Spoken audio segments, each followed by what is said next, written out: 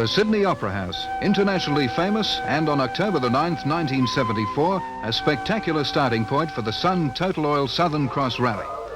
An event which has gained its own international recognition as one of the world's toughest.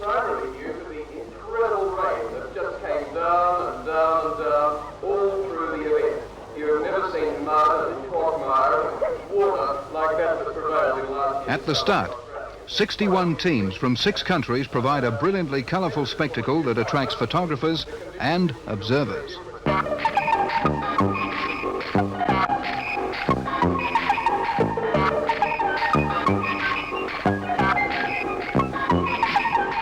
Last year's winner, Andrew Cowan, is pre-rally favourite and #1 driver in the Mitsubishi team, which includes Australian Barry Ferguson and Kenyan Joginder Singh. Veteran rallyman Doug Chivers, third in 1973, will drive a privately entered Mitsubishi Lancer. But why assemble all this manpower and money? Why go rallying at all? Total Australia's Assistant General Manager Frank Rushworth explains. Cars better and better in order to win these events. People are developing cars to the utmost of their capacity, and as this sort of thing is run around the world, so you and I have a safer car to drive in and a more reliable car to drive in. And that is certainly one of the reasons that we get behind this sort of thing and promote it. The first car is flagged away by New South Wales Transport Minister Milton Morris. It's a tribute to the organisers that there's such interest. Joginder Singh takes his rallying seriously. He's won the East African Safari twice, but the Total Southern Cross has always eluded him. One of the most delightful starting points in the world. I've very much pleasure now in flagging off the first car.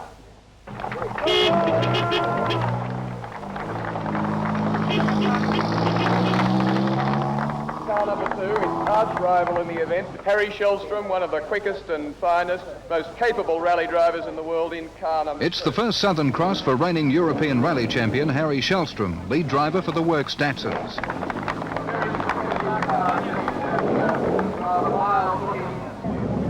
His teammate Frank Kilfoyle follows him out of Sydney and heads for the first special stage.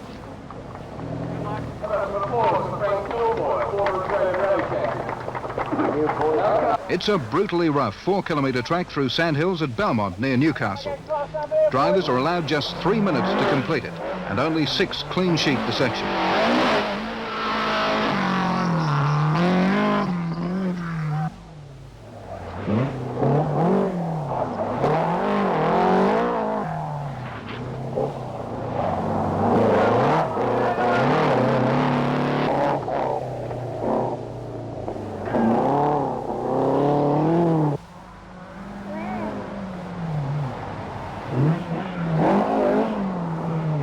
Lancer driver Barry Ferguson is headed for trouble. His car is trapped by a mud hole and he drops 7 precious minutes.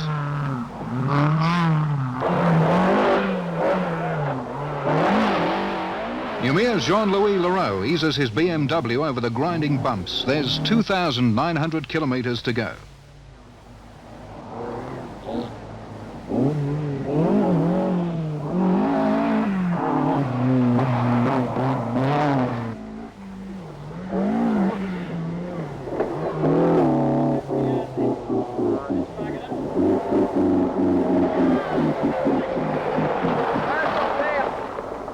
Minor engine trouble brings Shagiri Khanna's Lancer to a halt. But only for seconds. Which is not the case for some other competitors.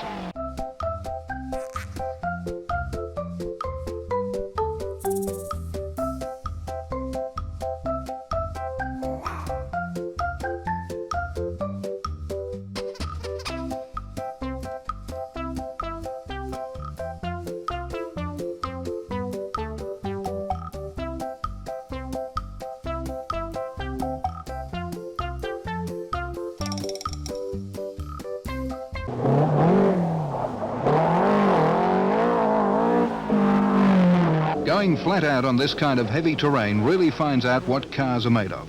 And the torture test on suspensions, engines and transmissions is not just for a few kilometres. Over the next 4 nights of rally driving, the cars will twist and turn and crash and thump over endless kilometres of rough forestry trails and backcountry roads.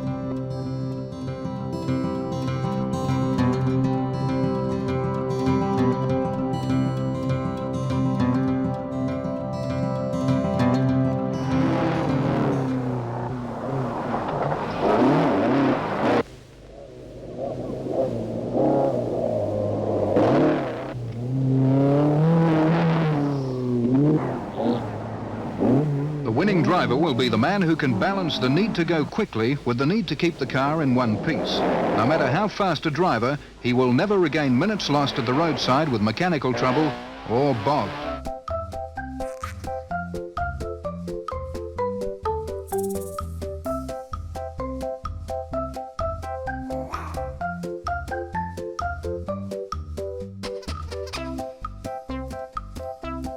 For the first time, privately entered Japanese crews have attacked the Total Southern Cross in force and straight away impress with their determined driving styles.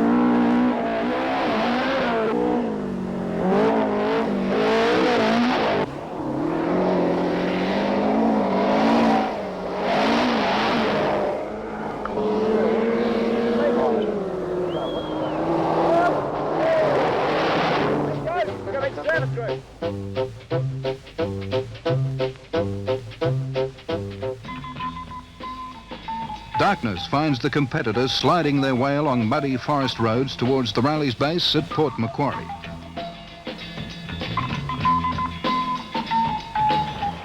Just before dawn, Shellstrom rushes into the division's final competitive control near Warhoe.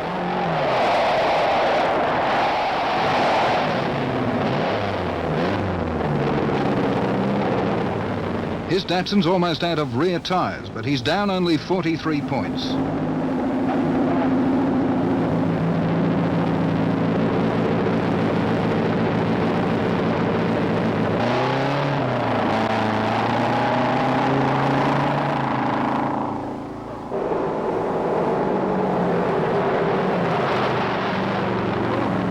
Ferguson's 10th.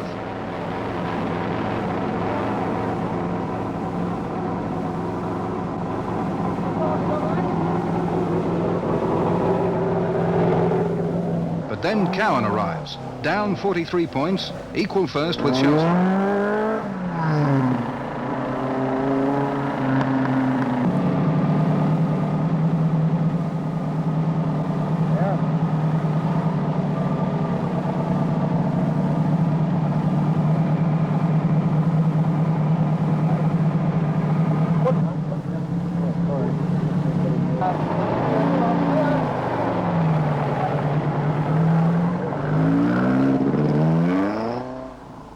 Singh isn't smiling.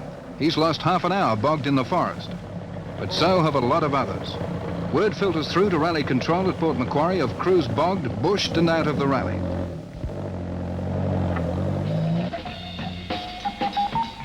It will be a tough second night. 740 kilometres in the rough New England ranges, and heavy rain has turned the dust to mud.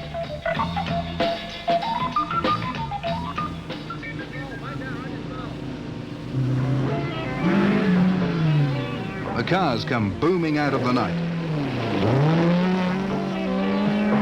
And Shellstrom is missing. The suspension of his Datsun has given out and he's parked it against a bank.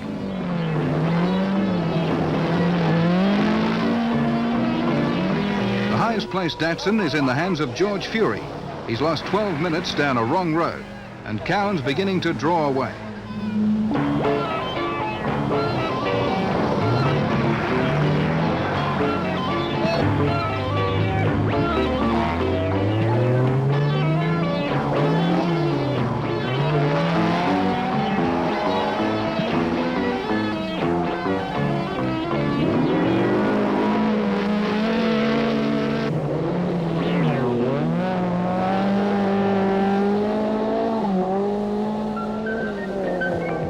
They said it would be tough, but no one guessed just how tough.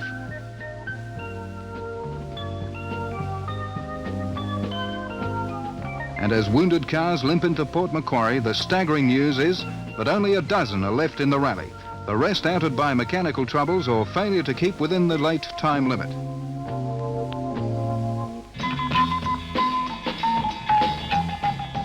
Tonight, the survivors will head north on an 800-kilometre route to Coffs Harbour and back.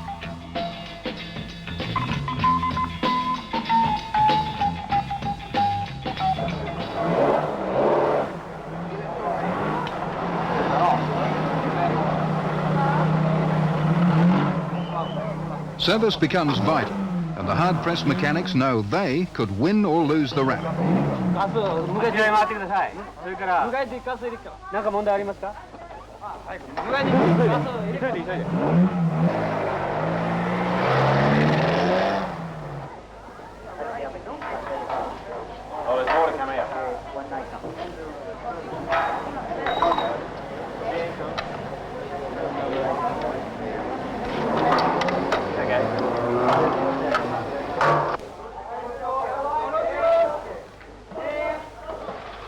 The differential of Cowan's Lancer isn't working properly, and he'd like to ease off, but 28 points is not a big margin over his teammate Barry Ferguson and the Datsun of the hard-driving George Fury. The Lancer team can't afford a single slip.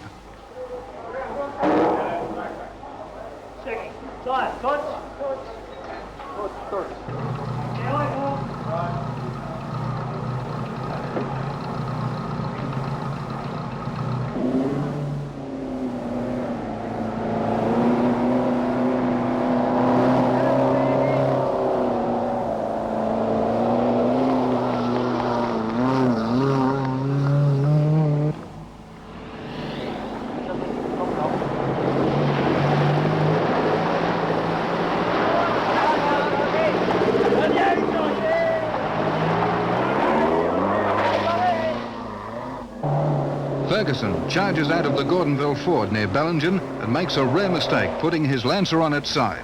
Incredibly, a Mitsubishi service crew are on the spot, right the car in seconds, and Ferguson's flying again. A 100-metre wide river crossing is running deep and has attracted hundreds of spectators and photographers. Robert Jackson in the Tirana XU1 is its first victim.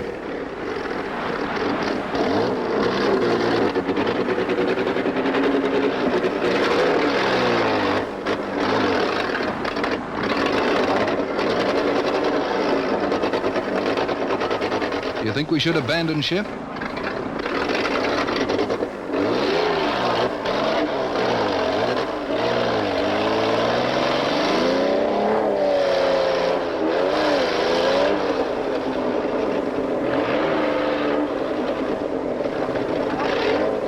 A sporting Mitsubishi service crew organizes his rescue, while Mazda driver George Carler meditates on the hazards of rally driving.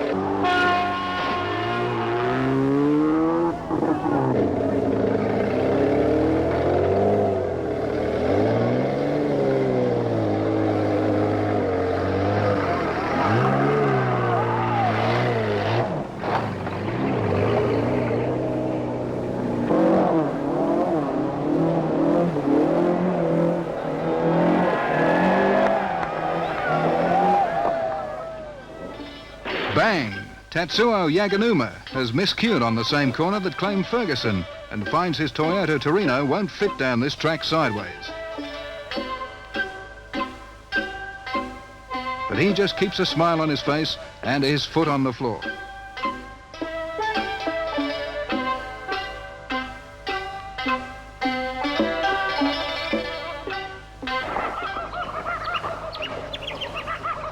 Dawn on Saturday, and Cowan arrives in a hurry, muttering dark Scottish curses about the bonnet of his Lancer flying up after it was accidentally left unlatched.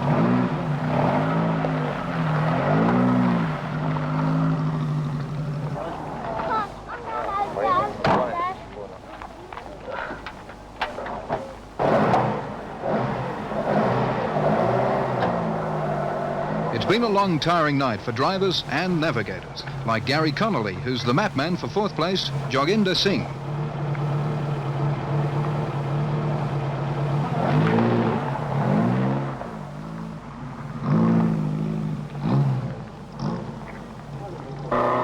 Ferguson is second, and in third place, young Victorian driver George Fury, matching his name with some desperate driving in a Datsun 180B, which ran in last year's event. He's Datsun's remaining hope, and he's in a close third. For Weary Crews, the clock has wings, and it's time to go again. Andrew Cowan seems to be able to not only go quickly, but also to preserve his car. Right, time has arrived for the departure of car number 9, Andrew Cowan and John Bryson. Oliver Matisich, flag them away. Give them a big hand as away they go.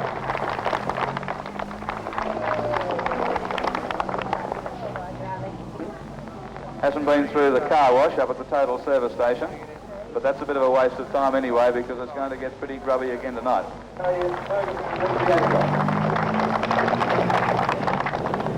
George Fury, young Melbourne driver. He's up in the car race.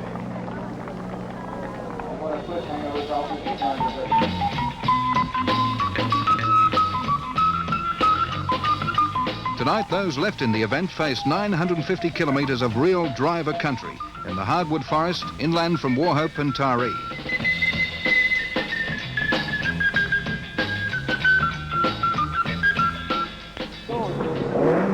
But Cowan's flying. And Singh is driving like there's no tomorrow in an effort to make up ground on Fury.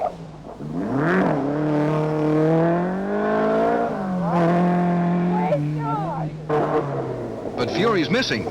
He should have been through. Ferguson explains what's happened. Tank up the road. What's that? Stuffed it into a tank up the road. About 25 kilometres.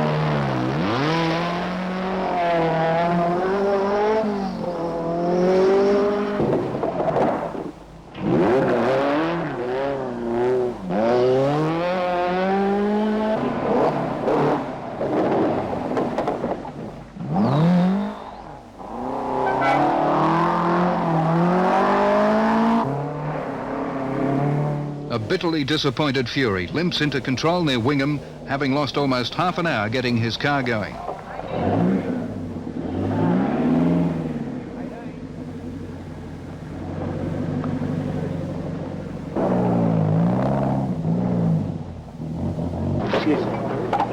Then more time evaporates as his service crew make it roadworthy by welding in some headlights.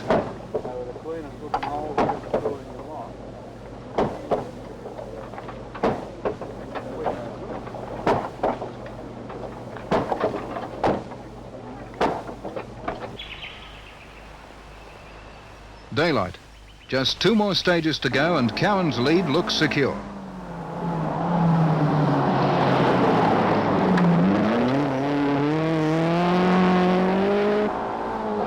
Singh's now third.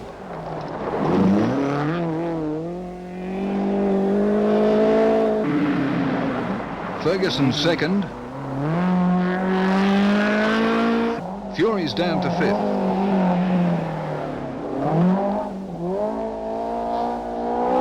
And Yaganuma's bent Toyota going as hard as ever in fourth place.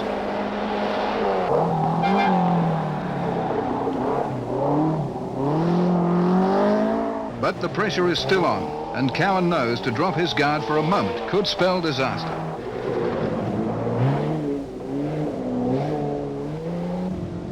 Straight down the road for about 500 metres. It's a pretty good service. We used this in the first division the second night. Straight along the ridge line. Keep going right down to a creek. On the right.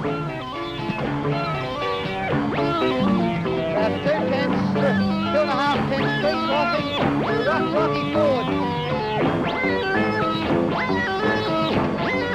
1 tenth, rough rocky ford, and go right into it.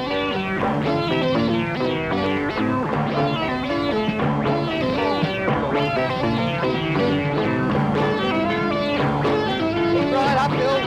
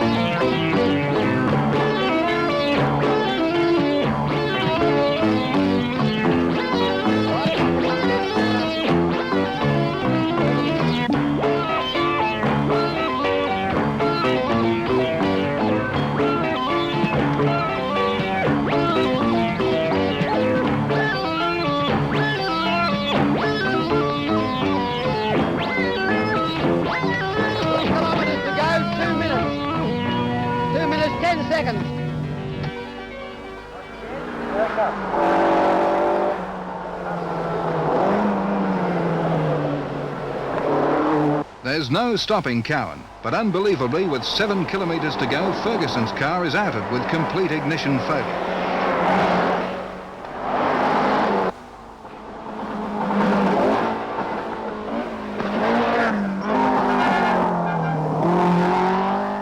Of the 61 cars that left Sydney 4 days ago, only 7 cars have lasted the 3,000 kilometres, and only 4 of these have lost less than 1,000 points.